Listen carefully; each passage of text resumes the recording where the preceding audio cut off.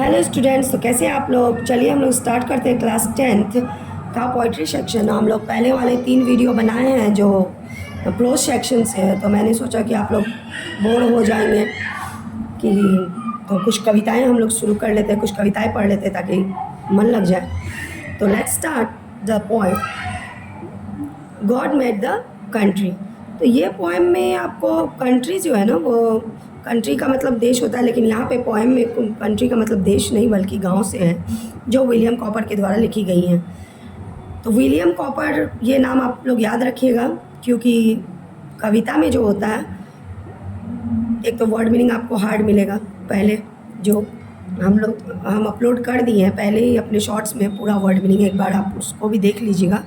कविता को समझना थोड़ा मुश्किल होता है, और कविता में आपको कवि का नाम हमेशा याद रखना ज़रूरी है, क्योंकि बहुत सारे क्वेश्चंस आते हैं इनसे।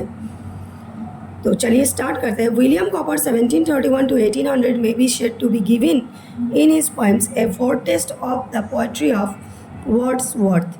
तो वर्ड्सवर्थ जो है एक और कवि का नाम है। तो विलियम कॉपर की जो कविताएं होती थी वो या होती हैं, वह आपको वर्ड्सवर्थ की कविताओं से मिलती जुलती होती थी।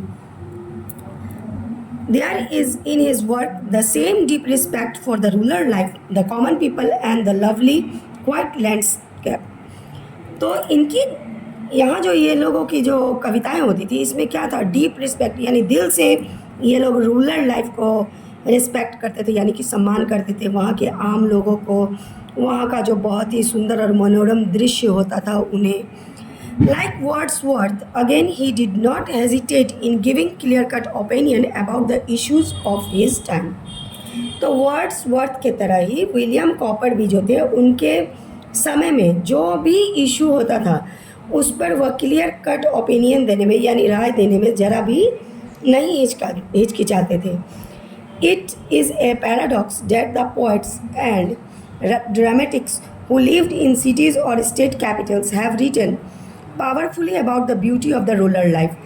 तो यह एक दुविधा की बात है कि जो भी कवि या ड्रामेटिक्स यानी कि जो नाटककार होते थे, जो सिटीज़ या कैपिटल्स वगैरह में रहते हैं, वह गाँव की खूबसूरती के बारे में बहुत ही पावरफुली लिखे हैं या लिखते हैं। The simplicity of the common villagers engaged in humble professions, the abundance of natural life in the flora and the fauna and the peaceful living they together make have always inspired poet to write on the life in the countryside.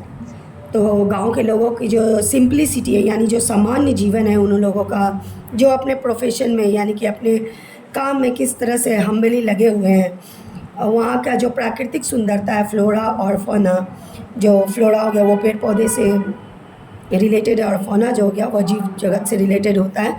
तो और कवि वहाँ के जो लोग peacefully living, मतलब कि पूरा शांति वातावरण में जीते हैं, और टोटल मिला के कवि को ये सारी चीज़ें मिला के कवि को इंस्पायर्ड करता है कि वह यानी कंट्री साइड मतलब गांव के जीवन के बारे में लिखे।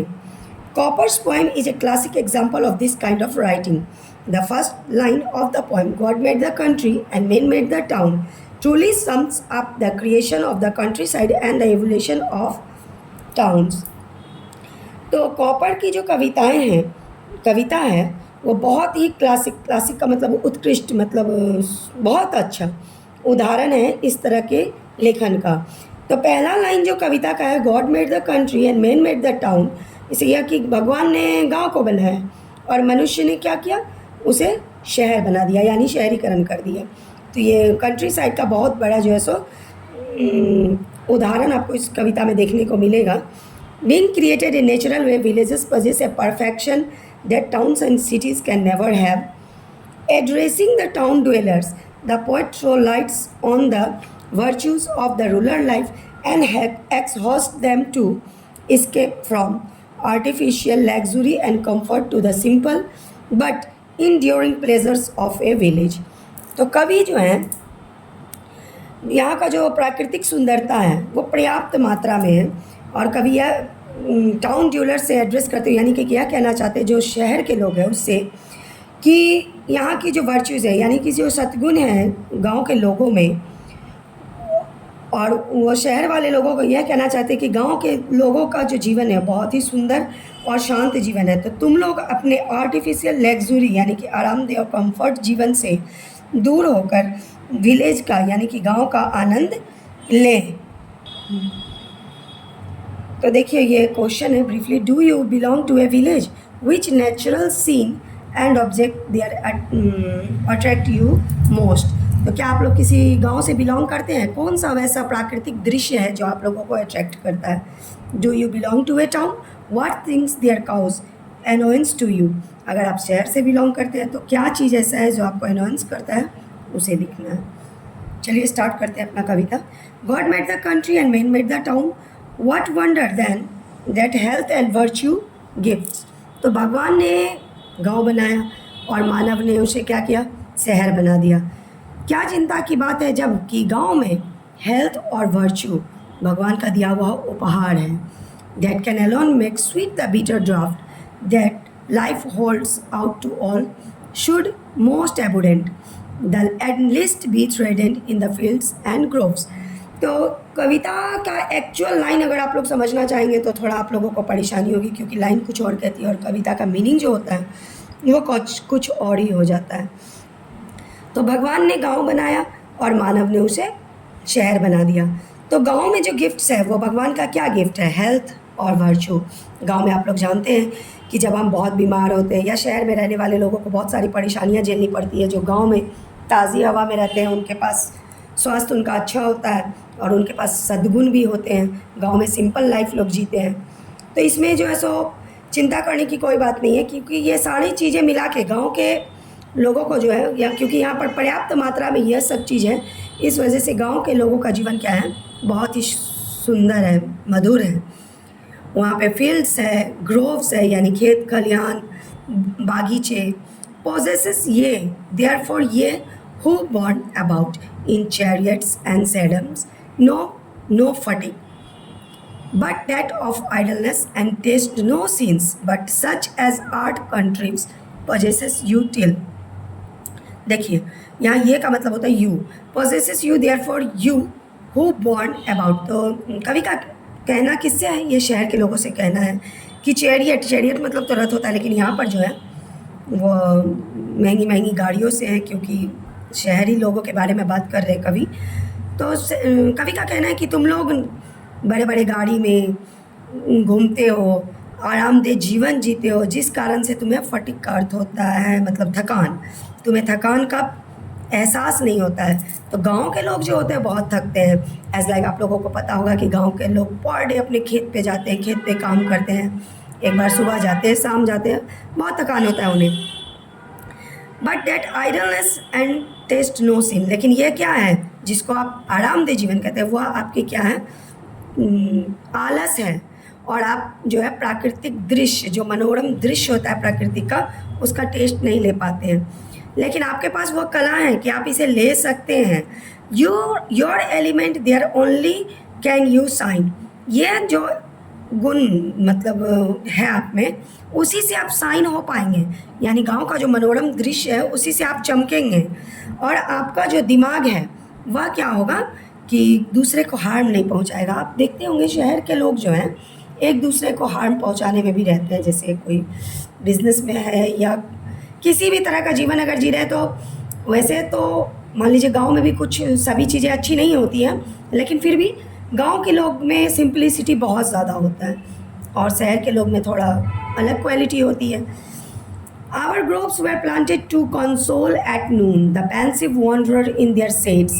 At eve, the moonbeam sliding softly in between the sleeping leaves is all the light they wish। तो इसका भी क्या कह रहे हैं कि हमारे यहाँ जो ग्रोव्स लगाए जाते हैं, यानी कि बाग बगीचा पेड़ पौधे जो लगाए जाते हैं, वो कंसोल एट नून, मतलब कि कंसोल मतलब क्या था, कोई जब दुख या परेशानी में हो तो उसे सांत्वना देने की जो बात होती है उसे कंसोल कहते हैं। तो नून में किसको कंसोल करते हैं हमारे पौधे, तो वह जो है पेंसिव वॉन्डरर जो होते हैं। वॉन्डरर मतलब आपको क्या बताएं, वो जो राहगीर होते हैं जो कहीं जाते होते हैं उन्हें, तो जब वो थक हार जाते हैं धूप में तो क्या सोचते हैं थोड़ी देर पेड़ की छाँव में आराम कर लेते हैं। और एट ईव, ईव मतलब होता है इवनिंग, तो एट ईव में इवनिंग के समय में मून बीम यानी चंद्रमा की जो प्राकृतिक रोशनी है वह सॉफ्टली पत्ते के बीच से जब आती है तो बहुत ही अच्छा लगता है। ये मनोरम दृश्य शायद आप लोग जो गांव में रहे होंगे देखे होंगे, अत्यंत ही सुंदर दिखता है। चांदनी रात में बाहर घूमना और ख़ास करके पेड़ पौधे के बीच से इस रोशनी को देखना बहुत ही खूबसूरत लगता है। Birds warbling all the music we can spare, the splendor of your lamps, they but eclipse our softer satellite. Your songs comfort our more harmonious notes. The thrush departs scared and the offended nightingale is mute. तो तुम्हारा जो शहर का light है, जैसे शहर में artificial lights का इस्तेमाल होता है ज़्यादातर, तो लेखक का कहना है कि तुम्हारा जो प्राकृतिक लैंप है वहाँ का, वो हमारे मतलब वास्तविक जो लाइट है उसको ग्रहण लगा दिया है। इक्लिप्स का मतलब होता है ग्रहण लगाना, हमारे सॉफ्टवेयर सैटेलाइट को। तो पृथ्वी का ओरिजिनल सैटेलाइट कौन है, नेचुरल सैटेलाइट कौन है, मून है। तो आवर सॉफ्टवेयर सैटेलाइट को तुम्हारे गाने, खास करके शहर में देखोगे हाई लाउड म्यूज़िक बजता रहता है, एज लाइक डीजे वगैरह। और गांव में जो है सो संगीत बजते हैं, और ख़ास करके वन मोर हारमोनियम्स नोट, मतलब कि जो बुलबुल हो गई, गाने वाली थ्रश मतलब गाने वाली पक्षियाँ जो होती है वह तो गांव में हम लोग को एज लाइक स्प्रिंग के सीज़न में आप लोग देखेंगे कि कोयल की मधुर स्वर हमें सुनने को मिलता है जो बहुत ही आनंददायक होता है। तो लेखक कह रहे हैं कि तुम्हारे उस आवाज़ से हमारे गांव की जो पक्षियां हैं, गाने वाली जो पक्षी हैं, डरी हुई सहमी हुई अब म्यूट हो गई है, यानी चुप हो गई है। नाइटिंगेल मतलब होता है बुलबुल। बुलबुल भी एक बहुत ही अच्छा पक्षी है जो बहुत ही मीठा सुरीला गाती है, और कोयल तो है ही। तो लेखक का यही कहना है कि तुम्हारे इस से वह डर सहम करके अपना गाना बंद कर चुकी है। तो गांव और शहर में कवि जो है गांव के बारे में बहुत ही अच्छी अच्छी बातें लिखे हैं। अगर जो गांव के रहने वाले हैं तो उन्हें पता होगा कि गांव का जो हमारा वातावरण है वो बहुत ही मनोरम होता है, बहुत ही सुंदर होता है। और प्राकृतिक दृश्य जो होती है, जब कभी भी हम गांव की ओर जाते हैं तो बहुत सारी सीनरीज़ का फ़ोटो वगैरह क्लिक करते हैं, हमें आनंद आता है गांव में भी घूमने में। तो लेखक का यही कहना है कि गांव जो है वो शहर से कहीं अच्छा है। तो आप लोग ये कविता को अगर बढ़िया ढंग से समझ गए होंगे तो कमेंट कीजिएगा, और मेरे वीडियो को शेयर कीजिए, लाइक कीजिए, और मेरे चैनल को सब्सक्राइब कीजिए। Thank you.